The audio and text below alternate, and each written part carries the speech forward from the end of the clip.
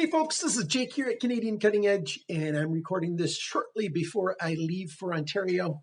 It might get posted after I'm on the trip or while I'm there, but this is the new Songbird by QSP Knives. This is not a budget knife. This is a premium knife, not super stupid high end, but it's a better than higher end than budget knife. We've got thumb studs, which I really love.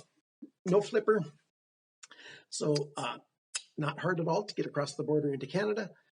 S35VN stainless steel blade, titanium handle scales with carbon fiber inserts. This is a nice knife. We've got ceramic ball bearings in it, ceramic ball detent ball, custom milled clip, not custom, but a milled clip just for this knife. And this is a beautiful, beautiful example of some of the stuff that QSP is doing. I was at the QSP booth at Blade Show. They gave me several knives that I can review. I don't remember if they gave this to me or basically gave it to me for a song. There's one of those two. I haven't seen it in any stores yet, except for I saw it in one Australian store listed as not in stock yet. In Australia, this is going to be $289 at that specific store anyways. Australian dollars are worth a little bit less than Canadian, so that's about 250 Canadian dollars. So you're looking at, like 190 US dollars if those numbers correlate. I think the prices are going to be better than that because in Australia, knife prices are stupid high. They're just way higher than they should be. A little bit like Canada, where they're higher than they should be as well. And Americans always get the best deals for knives. I'm not jealous. I'm just saying it the way it is.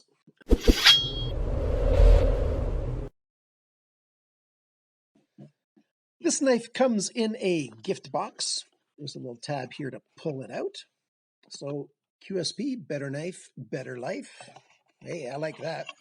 And there's your QSP flame logo right there on that pouch. Nice heavy duty zipper here. I like this quite a lot. I like big zippers because they're generally quite intact. There's the knife.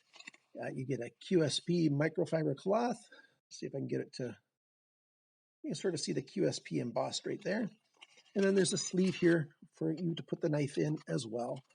And it's a good quality pouch, good quality box. This knife will not be available for the winner of the Patreon winner. I've got a plan for this knife. So, titanium handle scales, like I said, carbon fiber inlay. There's even carbon fiber inlay here, and it could function as an over travel stop because I believe it's epoxied in there, but there's an over travel stop in the lock bar insert as well. And the lock bar insert is a nice stainless steel that meets up with the blade. Lockup is beautiful, perfect, just the way it should be.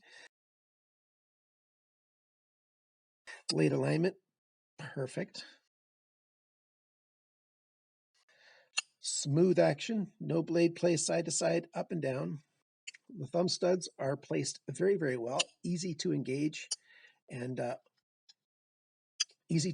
deploy the knife. I was looking at the monitor when I was trying to do that. That's why I messed up. Awesome. The sharpness trail is perfect, right where it should be. This nice hawkbill blade or talon type blade. We've got a very, very slight recurve here. Not so bad that you can't sharpen it. Actually, the sharpness trail, I wish it was just a little bit bigger. There's still some thickness to the blade right there at the end of the grind there. And so the blade gets a little thick right at the end. It's a very, very minor thing. It's very, very close to perfect. But hey, when you've got a knife that's this nice, you got to be really picky to find any tiny negative. We've got a brushed flat here and ricasso along the top, and then the satin lines are vertical right here. The grind is beautiful. Check out this handiwork. Well, it's not handiwork. I'm sure this is milled on a CNC machine on a mill.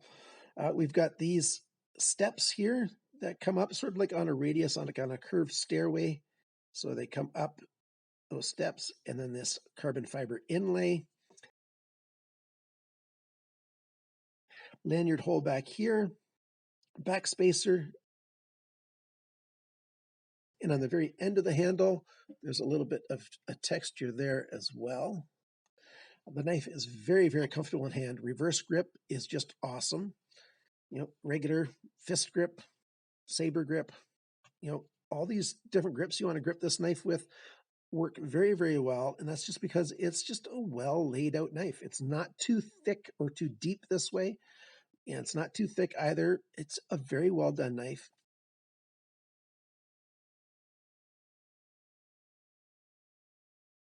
You see a little bit of purple on the thumb, on the pocket clip, I should say, blue and purple. So you can see blues and purples back in here, depending on how the light hits it. A lot of different colors. I'm not sure if the camera can pick up all the colors or not. Well, I'm sure it can't. By the naked eye, it looks exquisite. Very, very beautiful knife. I'm hoping I can get some really good still pictures with this.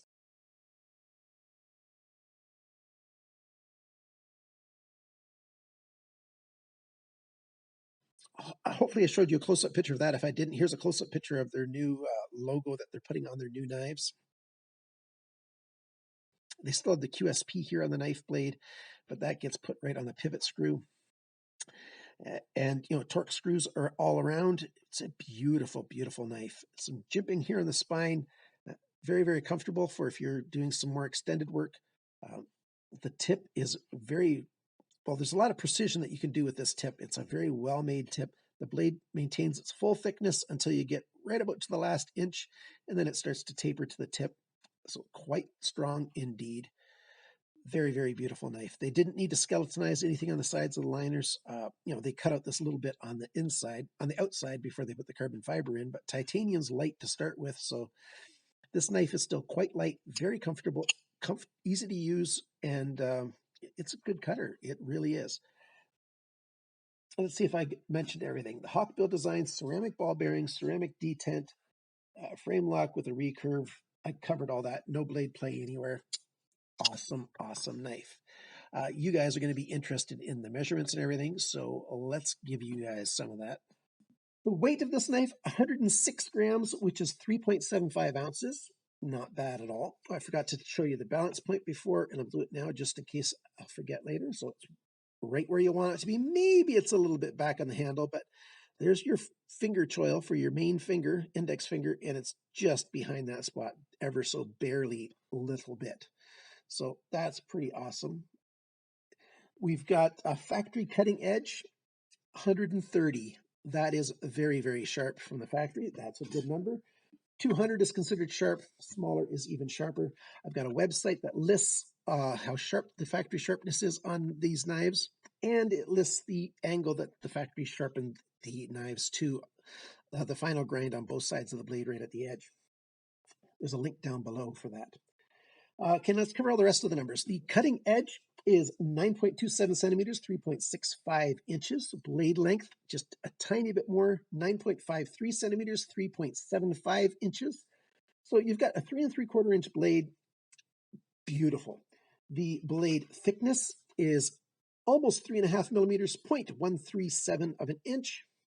The blade depth, and I usually measure it just a little bit in front of, the sharpness choil right here, 2.45 centimeters, 0.965 of an inch. The thickness of the edge behind the grind, it's 0.5 millimeter exactly. That's 19.5 thou of an inch. Beautiful. The grind angle on this side, it's 20.9. On this side, it's 23.6. Very, very good. You sometimes see knives better than that, but not all that often. That's the difference of less than 3 degrees per side. And since they're hand sharpened, hey, that's the nature of it. When I resharpen it, it will be 20 degrees per side. And I'll give it a nice mirror edge. And S35 VN's not that hard to actually get nice and sharp and get a nice edge on it. But let's get back to the handle now. The handle length is 11.66 centimeters, 4.59 inches. The grip area in here is 10.7 centimeters, 4.21 inches. The thickness of the handle is 1.12 centimeters, 0.441 inches, so under half an inch, very nice. The handle depth, and I measured it right there, that's 1 inch, 2.54 centimeters. When the knife is closed, the widest point is right about here, and that is 3.1 centimeters, 1.22 inches. And when the blade is deployed, it's 21.17 centimeters, 3 5/16 of an inch. Like I said, I don't have a price point for this yet. I heard that White Mountain Knives is getting a shipment of QSP knives. And if the Songbird is in that, I'll have links down below for that. I won't be publishing this video right away, but if I do, go ahead and check at White Mountain Knives anyways, and I've got a coupon code CCE where you can get a discount whenever you buy anything from White Mountain Knives, and hopefully they'll have this guy in stock. Remember, this is not a budget-friendly knife. This one's going to cost you a little bit of money. The unique features, it's not all that often nowadays that you're going to see a thumb stud knife or a hawkbill knife. Like, that's a little bit unique. Almost everybody's making these big flippers, big flipper cleavers, stuff like that. This is special. This is different. It's not the same thing over and over and over again. You got the anodization and the colors on the handle. You've got a unique blade style, but it's a very effective cutter. Very comfortable in hand. It's well built. The action is very smooth. The detent, the detent is awesome. It holds it well enough, and it's going to stay closed in your pocket. No flipper tab to catch it, to cause it to open up. Easy to deploy. The jimping's very nice. The jimping back on here for the grip on the hand. The jimping on the back spacer here. And even a little bit, as I mentioned here on the end of the handle, it's supposed to look a bit like a tail, I guess, because it is called Songbird. QS115-A and QS115-B are the two different models. You can get in this blue, all these colors, or in a gray, I believe. The pocket clip, I'll show you what it's like in a pocket. Hopefully I'm not too close to the camera. I think I'm a little bit close, but you should be able to see it. Slides on there very well, and not much sticking out. That's less than a centimeter, less than 3/8 of an inch sticking out. And, it's just beautiful. It's not a super attention grabber, but, it doesn't hide completely in your pocket either. As I mentioned, you've got this torque screw right here that holds the over travel, stop, and lock bar insert piece, which is one piece in place. And very, very nice. I like how they put this carbon fiber. It covers up that cut line for the lock bar arm, so it helps just sort of disguise that it's in there and stuff. Oh, the action. I just love the action on this knife. I hope more and more companies make more and more thumb stud knives. Flipper knives are nice, but, Bandit had his shower, and he's full of excitement now. Once he's had his bath, he just runs around the house, and he's very, very happy right now. So if you hear Bandit in the background, I apologize, but he is a happy, happy dog. So this knife, if you want to get this knife, you're not going to get my copy. Well, it's actually not going to be mine, but I'm not going to say on video who it's going to. Beautiful knife, looks good, feels good. If you're not familiar with QSP knives, they've got these higher end knives, and they've got some very budget knives too. There's one knife of theirs that I'm going to show. I'm not sure exactly when, but I've got their budget version of the Piglet. They've got a high end version of the Piglet as well.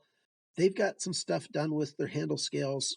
They've got these gold and copper foil mesh kind of things that are suspended in epoxy, and it's beyond phenomenally looking in person. I'll show you a picture or two right now.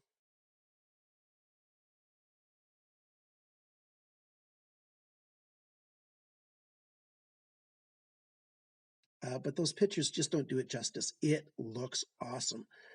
So I'll be reviewing the budget version of that, the G10 version. And QSP knives, they're definitely worth checking out. Thank you to my Patreon supporters. You guys are the best. Thank you, everybody, for liking, sharing, commenting, and subscribing. And remember, guys, always cut towards your chum. not your thumb.